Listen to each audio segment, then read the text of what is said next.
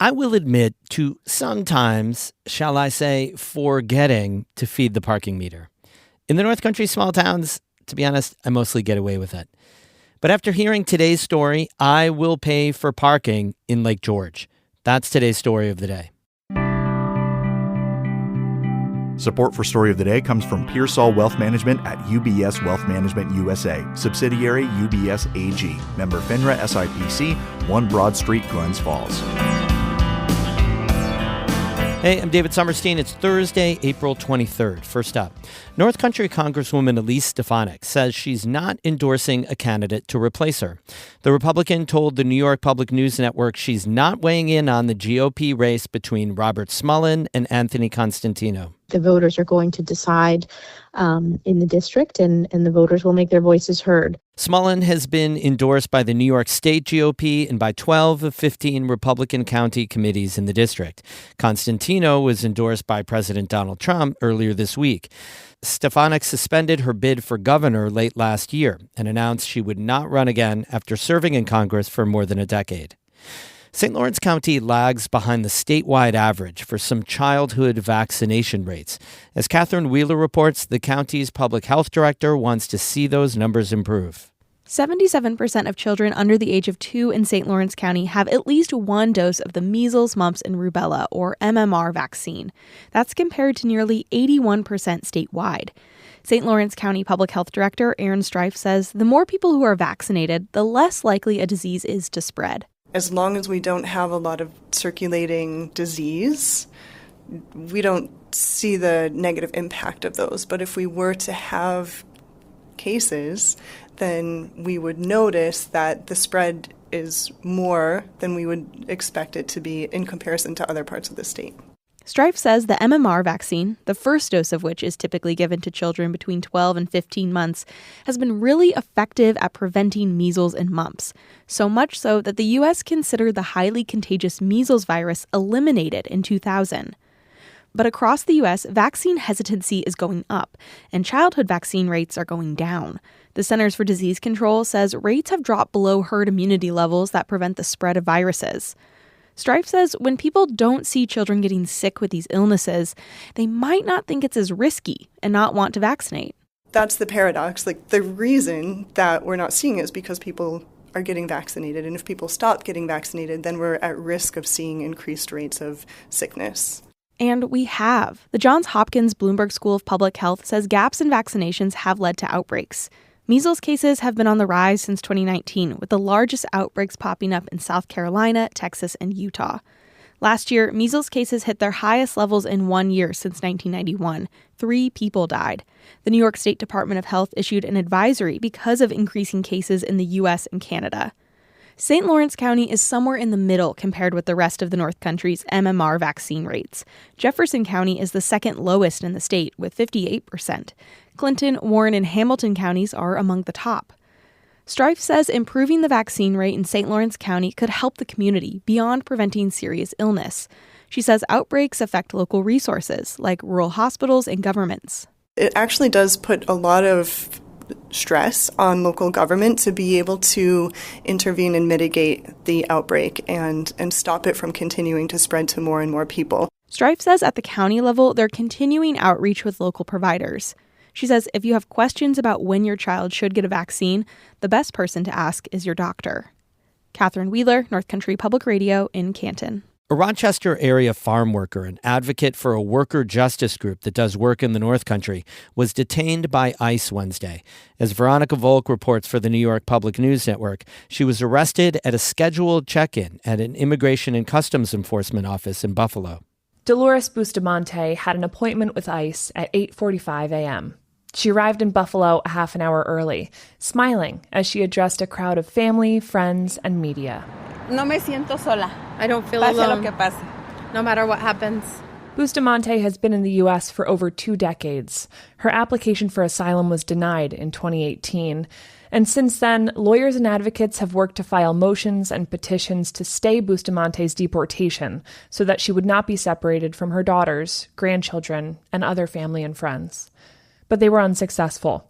Hours after she entered the building, Bustamante sent a text to Worker Justice Center advocate Carly Fox, who read it to the crowd. Ya me encerraron, ya no puedo llamar, estoy encerrada, ya me tienen encerrada aquí. I'm locked up, I can't call, I'm locked up, they have me locked up here. It wasn't immediately known where or for how long Bustamante will be detained. In Rochester, I'm Veronica Volk for the New York Public News Network.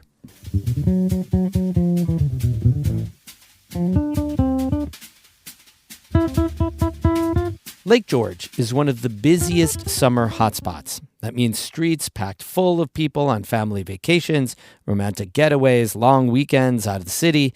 It means tourism dollars that drive the economy and lots of money from parking tickets.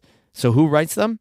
That's today's North Country at Work story. Anna Williams-Bergen reports from Lake George. Josh Giuliano has done a lot of different jobs in a lot of different places. I worked at a high-end liquor store in Nashville, Tennessee, like where you had to wear suits and ties and tell people how great like this wine is and what year and stuff. In New York City, he drove truck for a sheetrock company. And then from there, I worked at a few deli places. It's just, you kind of just, whenever you find a new place to live, you have to find a new job to go with it. In 2021, Giuliano moved to Lake George. Here, he works at the library. But by summer, he also does meter enforcement for the village. Giuliano says he was personally recruited for the job by none other than the village's former longtime mayor, Bob Blaise. He saw me walking around and he said, "Hey, you like walking around, don't you? Would you like to give people tickets?" I was like, "I don't know about that." He's like, "We'll pay you." "Oh, okay." So Giuliano started writing parking tickets. He says that between hot weather and the massive influx of tourists, summers can get crazy. His first season on the job, everyone except him quit. There's a lot of heat waves. It was very, very hot. A few people thought they could do it, and other people just lost interest. I was just the last man standing. Giuliano says it takes about 2 hours to get up and down Lake George's main drag, Canada Street. And while he hasn't had any scary confrontations, Giuliano says there have been plenty of moments when people see him and come flying out of a building. "No, please, stop, please, for the love of God. I've only been there for 1 minute." And of course, I'm just like, "Yeah, of course. Yeah, you can go. It's no problem." But then I have other times where people stop their car and they're like, "We found you. You gave me a ticket." No one likes getting a parking ticket. But Giuliano's not in this to make enemies. When you see someone who just did a violation, you don't want to just give them a ticket right away. You're supposed to take 5 minutes, standing around trying to look like you're writing a ticket. So if they see you, they have a chance to run by and be like, "Hey, wait, whoa, can I pay for it?" I'm like, "Yeah, no, totally." I'm really trying to be more of a helpful busybody than just a ticket cop.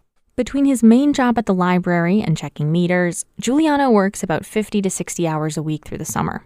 That kind of hard work is what it takes to make it here. Giuliano loves living in Lake George, but he says it's hard to be a permanent resident in a town that's designed for tourists.